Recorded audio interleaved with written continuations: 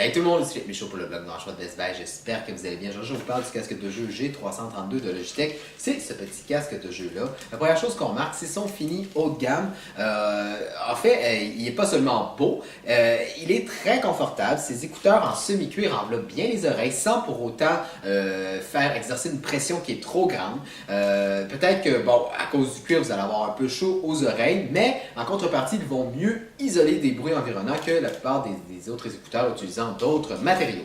Comme tout casque de jeu, ou presque, vous retrouvez ici un microphone. Dans le cas du G332, c'est un microphone de 6 mm qui offre une bonne qualité quand même sonore. Vos coéquipiers dans vos jeux vont bien vous entendre. Ce qui est bien, c'est que quand vous mettez le microphone de cette façon-là, il est activé. Et si vous n'avez pas besoin du microphone, vous pouvez tout simplement le relever. Donc, on abaisse le microphone comme ça et on le relève de cette façon-là, donc pour l'activer ou le désactiver. Le microphone lui-même s'oriente un peu selon vos goûts quand même. Il est un peu orientable, donc vous pouvez le mettre plus proche de votre bouche ou l'éloigner un peu. Mais par contre, vous n'êtes pas obligé de le mettre à 1 mm de votre bouche pour que vos coéquipiers vous entendent.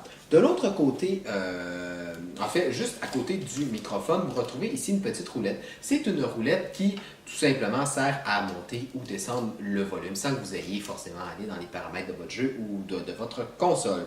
Vous remarquez en même temps que le câble est quand même assez long. Comparativement à des casques de jeu conçus spécifiquement pour console, le câble ici est quand même plus long. Pourquoi il est plus long?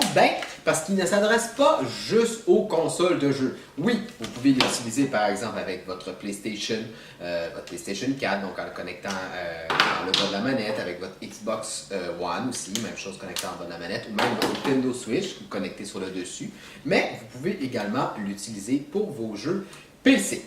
Parce que, effectivement, le câble est plus long et aussi tout simplement parce qu'il utilise un connecteur audio standard, si on veut, de 3,5 mm.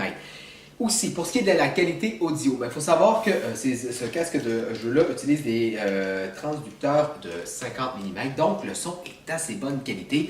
Les basses sont profondes, les sons sont bien définis, les bruits d'explosion, la musique, tout ça, c'est plutôt bien restitué. Donc, c'est un casque qui offre quand même une très bonne qualité sonore. Même si vous pouvez l'utiliser, par exemple, pour écouter de la musique, vous n'allez pas être déçu.